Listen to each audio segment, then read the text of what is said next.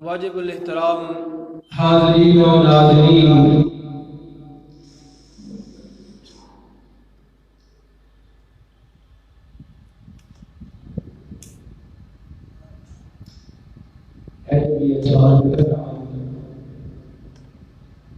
بند کر دیں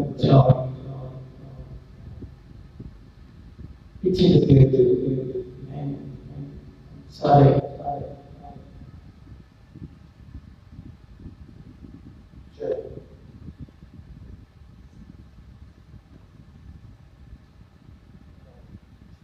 انسانی معاشرے میں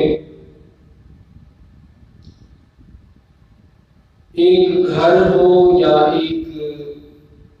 محلہ یا ایک شہر،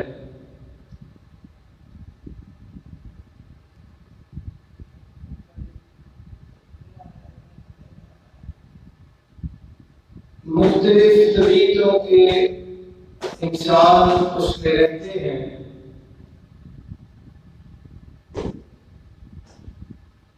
اور انہی طبیعتوں کے اختلاف کی وجہ سے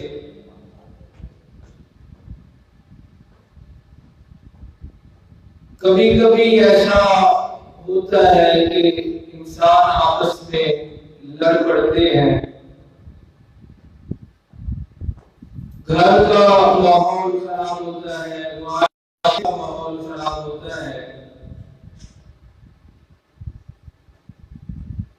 اللہ رب العالمین نے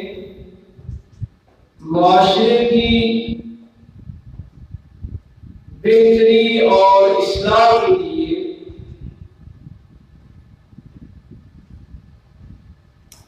مختلف احکامات نازل فرمائے ہیں۔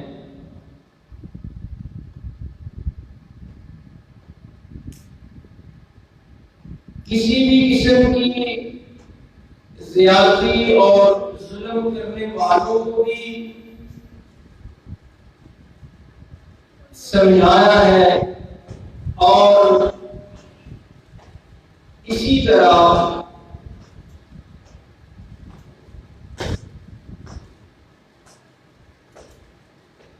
دوسری سائڈ سے جن پر ظلم ہوتا ہے، زیادتی ہوتی ہے، جن کے حقوق غصب کیے جاتے ہیں، ان کو بھی سمجھایا ہے۔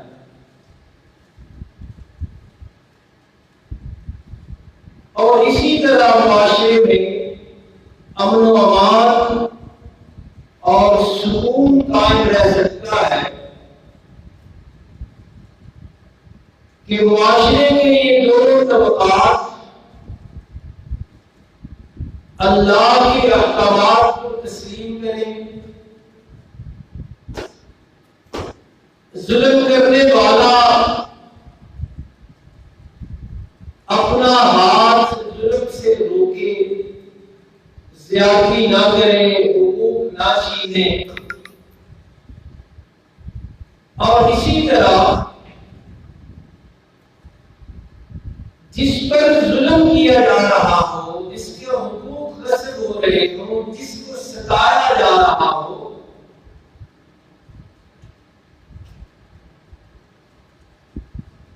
جس کے ساتھ زیادتی ہو رہی ہو، وہ بھی اللہ کے احکامات تسلیم کرے۔ دونوں کو چاہیے، جن دو کے درمیان جھگڑا ہے، دونوں کو چاہیے کہ اللہ کے احکامات تسلیم کریں۔ آج کی مختصر سی گفتگو میں اس بندے کے بارے میں، اس فریق کے بارے میں کیا احکامات ہیں جس کے ساتھ زیادتی کی جا رہی ہے، اسلام اسے کیا کہتا ہے، یہ ہم نے سمجھنا ہے۔ ظلم کرنے والا تو ظلم کر ہی رہا ہے، زیادتی کرنے والا تو زیادتی کر ہی رہا ہے، جس پر ظلم کیا جا رہا ہے، جس کے ساتھ زیادتی ہو رہی ہے، جس کے حقوق غصب ہو رہے ہیں، جس کو حق نہیں مل رہا، اللہ نے اسے بھی رہنمائی دی ہے، اسے بھی بتایا کہ تم نے کیا کرنا ہے جواب میں۔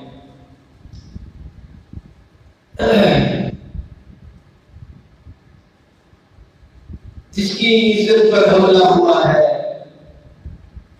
جس کے گھر پر حملہ ہوا ہو، جس کے ساتھ جسم پر حملہ ہوا ہو، جس کا مال چھینا گیا ہو، اس کو بھی اللہ نے اپنے قرآن مقدس میں اپنے ارشادات سے، ہدایات سے نوازا ہے۔ چنانچہ اس کو سمجھنے کے لیے خود رب العالمین کی ذات کے حوالے سے ایک پہلو دیکھیے کہ پروردگار عالم پوری کائنات کے بادشاہ ہیں، پوری کائنات کے اکیلے تنہا مالک ہیں، پوری کائنات کے رازق ہیں، دینے والے ہیں۔ اور یہ جو دینے والا پہلو ہے نا، اسے بھی ذرا غور سے سنیے کہ معاشرے میں آپ بے شک غور کر کے دیکھ لیں، جو بندہ دینے والا ہو نا، دینے والا،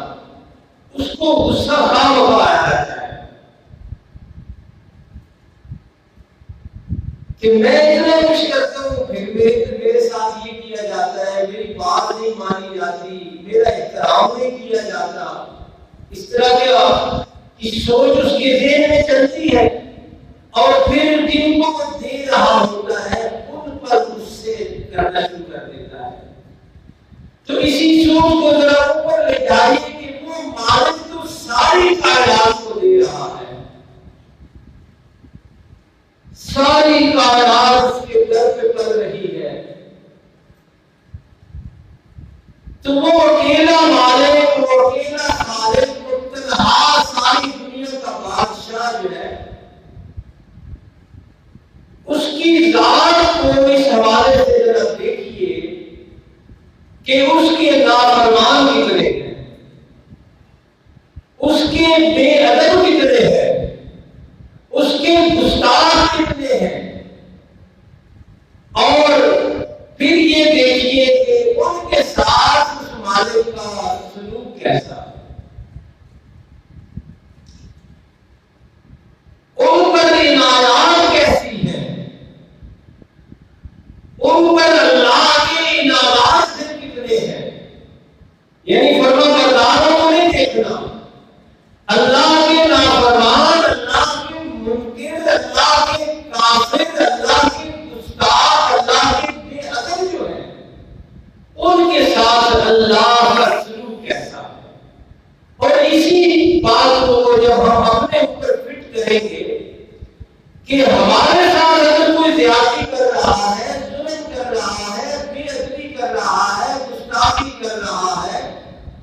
تو ہمارا پھر اس کے ساتھ رویہ کیسا ہونا چاہیے۔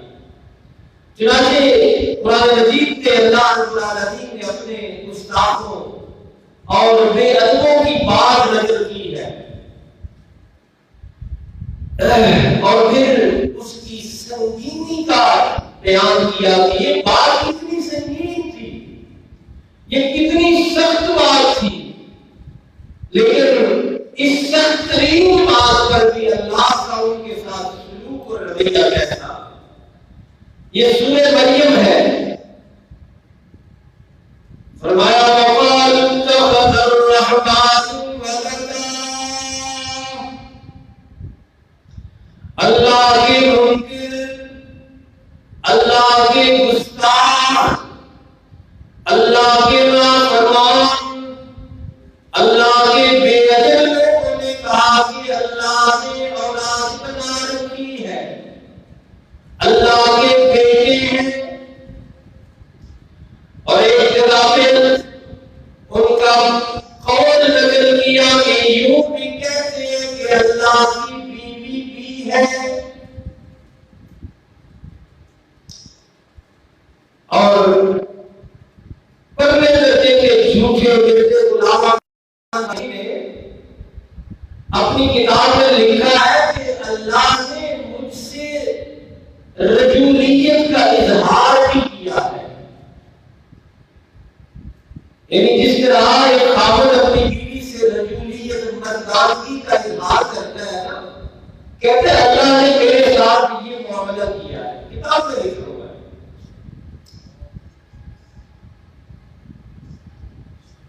کہنے والوں نے کہا کہ اللہ کے بیٹے بھی ہیں. بے ادب گستاخوں نے منہ کھول کر یہ بھی کہا کہ اللہ نے بیوی بنا رکھی ہے. بے ادب گستاخوں نے یوں بھی کہا کہ اللہ ہے ہی کوئی نہیں، اللہ تو خود ہے. قرآن نے کہا انا ربکم الاعلی، اسی کا کھا کر اسی کے سامنے کہنے والوں نے اتنی بھی جرأت کی کہ اللہ کوئی نہیں. اللہ میں اپنے فرعون کہتا ہے،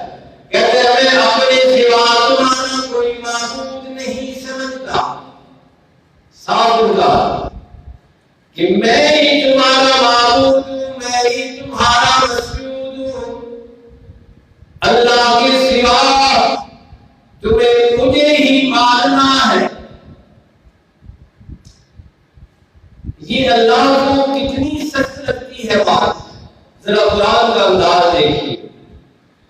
قرآن کہتے ہیں لقد جئتم شیئا ادا، بڑی ہی عجیب بات کرتی تم نے کہ اللہ کا بیٹا ہے. بڑی ہی نافرمانی والی اور غصہ دلانے والی بات کرتے ہو کہ اللہ نے بیوی بنا رکھی ہے. ذرا اس کی سنگینی دیکھو. اس بات کو اللہ کو اس بات پہ کتنا غصہ آ سکتا تھا دیکھو ذرا. قرآن کہتے ہیں تکاد السماوات یتفطرن، بالکل قریب تھا کہ آسمان بھی پھٹ پڑتے. اتنی سخت بات ہے. بالکل قریب تھا کہ آسمان جاتے. وتنشق الارض، اور اتنی غصے والی یہ بات ہے کہ قریب تھا زمین بھی پھٹ جاتی. اور اتنی سنگین بات ہے کہ اللہ کی بیوی ہے، اللہ کے بیٹے ہے، کہ اس بات کی سنگینی کی وجہ سے پہاڑ بھی اپنی جگہ سے ہل جاتے. خود قرآن نے کہا،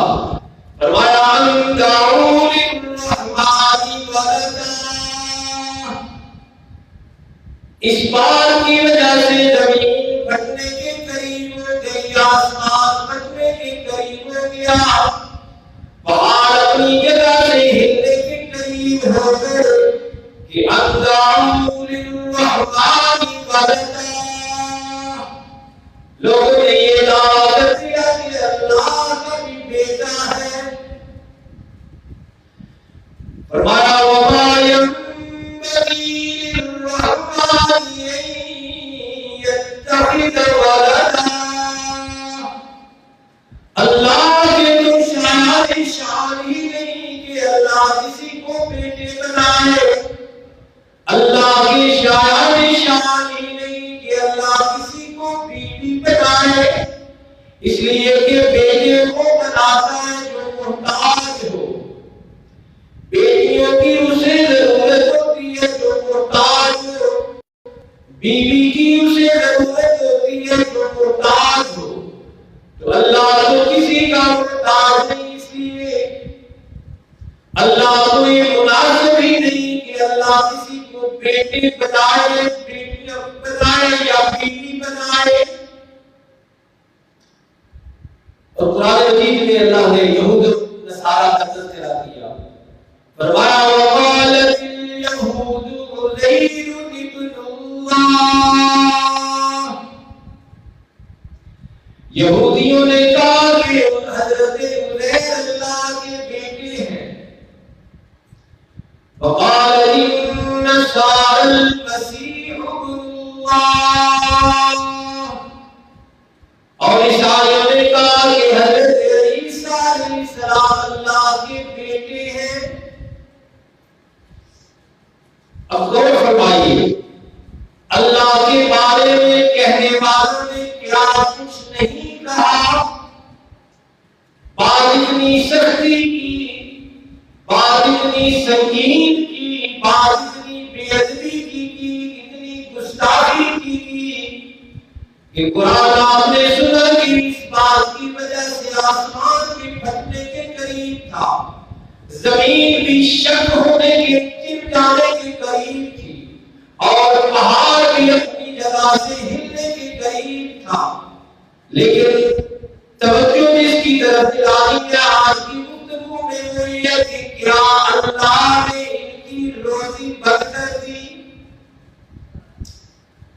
کیا اللہ نے ان کی زندگیاں ختم کر دی؟ کیا اللہ نے ان کو پیاسا رکھا؟ بلکہ کئی دفعہ ایسا بھی ہوا کہ اللہ نے اپنے منکروں کو، اپنے گستاخوں کو اور زیادہ کیا۔ فرعون کو کیا کچھ نہیں دیا، حضرت ابراہیم علیہ السلام کے مقابلے میں جو آیا تھا اس کو بادشاہی دی تھی اللہ نے۔ تو اللہ کی اس صفت کی طرف آپ نے توجہ فرمانی ہے کہ گستاخی کرنے والوں نے اللہ کی گستاخی کی حدیں ختم کر دی، لیکن جواب میں اللہ نے ان کی روزی بند نہیں کی، جواب میں اللہ نے ان کو اپنی زمین سے نہیں نکالا، جواب میں اللہ نے ان کے لباس نہیں چھینے، جواب میں اللہ نے ان کی زندگیاں نہیں چھینی۔ عام طور پر کبھی کبھی تو پھر پکڑا بھی ہے، اسی لیے اللہ کے پیغمبر صلی اللہ علیہ وسلم نے فرمایا تخلقوا باولاء اللہ، کہ معاشرے میں رہنا ہے، زمانے میں رہنا ہے، سوسائٹی میں رہنا ہے تو اس سلسلے میں اللہ کے اخلاق اپناؤ۔ اور آج کی گفتگو میں اللہ کا جو خلق، جو خاص عادت مبارکہ قابل ذکر ہے، قابل توجہ ہے، وہ ہے علم، بردباری۔ اور اسی ضمن میں میں کہنا یہ چاہتا ہوں کہ زیادتیاں ہوتی رہتی ہیں، ظلم ہوتے رہتے ہیں، گستاخی کرنے والے کرتے رہتے ہیں، بے ادبی کرنے والے کرتے رہتے ہیں، گھر میں بھائی بھائی کے ساتھ، معاشرے میں ایک مسلمان دوسرے مسلمان کے ساتھ، لیکن کرنے والے نے کیا کرنا ہے وہ نہیں آج پڑھنا، جس کے ساتھ زیادتی کی جا رہی ہے اسے کیا رویہ اختیار کرنا ہے، جس کا حق چھینا جا رہا ہے اس نے دوسرے کے ساتھ کیسا سلوک کرنا ہے۔ اور وہ یہی ہے آج کی گفتگو میں کہ اللہ کے اخلاق سے سبق سیکھا جائے کہ جس طرح اللہ پوری طرح کنٹرول رکھنے کے باوجود اپنے گستاخوں کو چھوڑے رکھتا ہے، اپنے بے ادبوں سے درگزر کیے رکھتا ہے، اپنے نافرمانوں سے ان کی روزیاں بند نہیں کرتا، اسی طرح معاشرے میں جس کے ساتھ ظلم ہو رہا ہو، زیادتی ہو رہی ہو، قرآن کا سبق اس کے لیے کیا ہے کہ وہ صبر سے کام لے، درگزر سے کام لے، حلم سے کام لے۔ اور قرآن مجید میں رب العالمین نے پھر اس خوبی کا تذکرہ یہ بھی کیا ہے، فرمایا ادفع باللتی ہی احسن، مظلوم کو حکم یہ ہے کہ جب تجھ پر ظلم کیا جائے، جب تجھ سے تیرا حق چھینا جائے،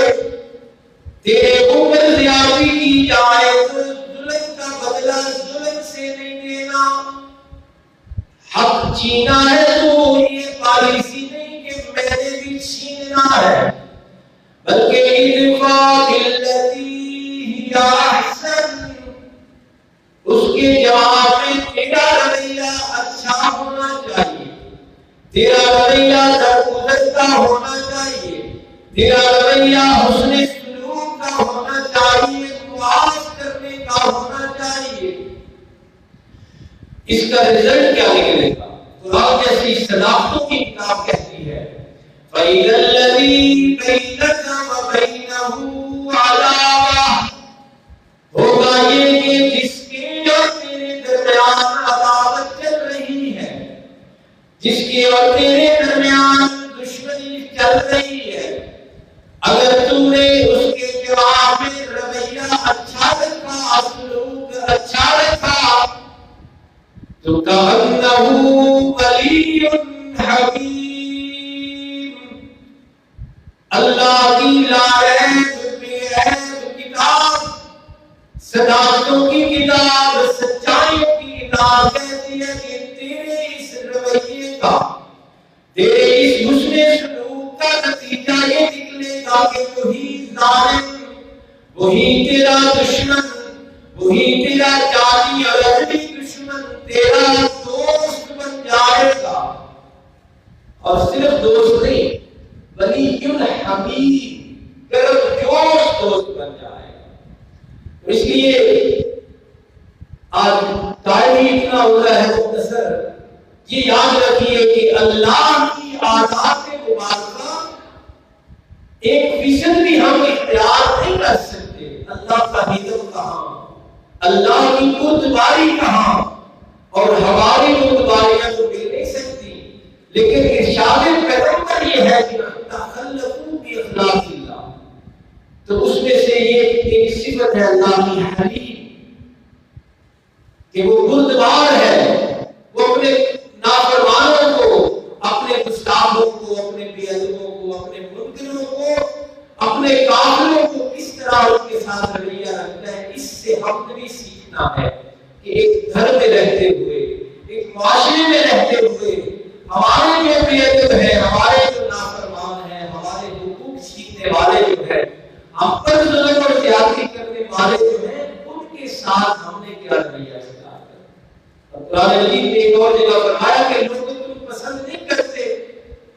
کہ اللہ تمہیں معاف کرے، یہ پسند کرتے ہو نہ کہ اللہ معاف کرے، تو فرمایا پھر تم بھی لوگوں کو معاف کر دیا کرو۔ لوگوں سے زیادتی ہو جائے کسی سے تم پر، کسی نے کوئی کہہ دیا، کسی نے کوئی تکلیف دہ بات کہہ دی، کوئی گالی نکال دی، تو قرآن کا سکھایا ہوا سبق یہ ہے کہ معاف کیا جائے، معاف کیا جائے۔ رسول اکرم صلی اللہ علیہ وسلم بڑے عجیب طریقے سے امت کی تربیت فرمایا کرتے تھے۔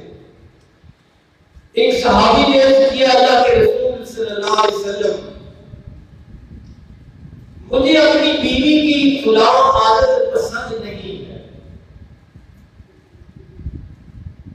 اور ہوتی ہے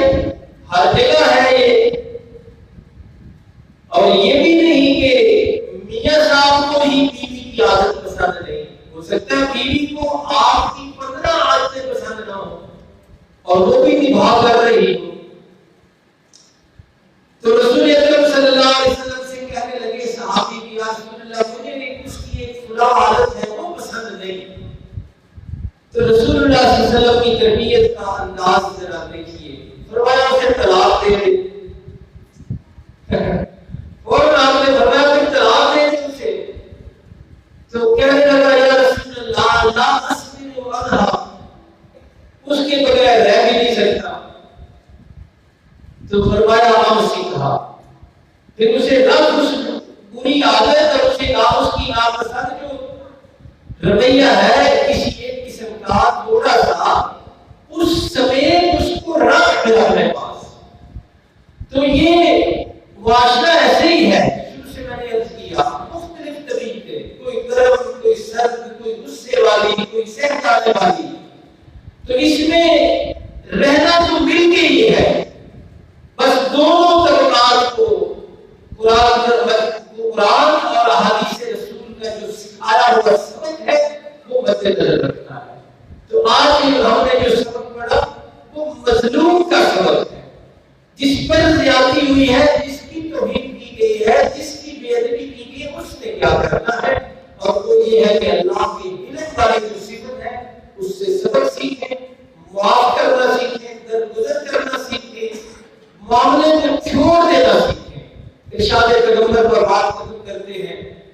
آپ کے کریم آقا امام الانبیاء سید الانبیاء سید انسانیت رسول اکرم صلی اللہ علیہ وسلم نے فرمایا لوگوں دو آدمیوں کے درمیان جھگڑا ہو جائے ان میں سے جو سمجھتا ہے کہ میں حق پر ہوں ویسے تو دونوں سمجھ رہے ہوتے ہیں لیکن جس کو بھی یقین ہو کہ میں حق پر ہوں اور پھر وہ جھگڑا چھوڑ دے تو فرمایا اس کو جنت کے درمیان مکان کی میں محمد ضمانت دیتا ہوں۔ اس لیے معاملات کو بڑھانے کی بجائے الجھانے کی بجائے دور دینے کی بجائے 10-15 روزہ یہ زندگی ہے 2-4 سال رہ گئے سب کے 15 سال 20 سال 80 سال کتنا تو یہ پالیسی چھوڑنے کی درگزر کرنے کی معاملے کو جانے دینے کی غصہ تھوک دینے کی غصہ پی جانے کی پالیسی بنائیے اس پر اللہ راضی بھی ہوتے ہیں۔ بدلہ لے لینا بدلے سے بھی بڑھ کر لے لینا جتنے ظلم ہوا اس سے بھی زیادہ لے لینا یہ چھوٹے چھوٹے دماغوں کا کام ہے۔ با حوصلہ لوگ کھلے دلوں والے لوگ بڑے بڑے جگروں والے لوگ بدلے نہیں لیا کرتے وہ معاف کیا کرتے ہیں۔ اللہ اپنے رب سے سیکھتے ہیں کہ اللہ نے بھی تو اتنے قادر اپنے نافرمانوں کو گستاخوں کو چھوڑ رکھا ہے تو اس لیے یہ رویہ اپنائیے انشاءاللہ کچھ نہ کچھ معاشرے میں امن ضرور آئے گا۔ اس طرح سے اگر رہنمائی اسلام کی چلتی رہی اسلام کے اللہ کے قرآن کے رسول اللہ صلی اللہ علیہ وسلم کے فرامین کو ہم مانتے رہے تو کچھ نہ کچھ امن سکون آئے گا۔ اللہ قرآن کی سمجھ عطا فرمائے اور اس کا فرما بردار کرنے کی توفیق عطا فرمائے۔ اس کے احکامات پر اپنے آپ کو پابند کا مطلب روک لینا اپنے آپ کو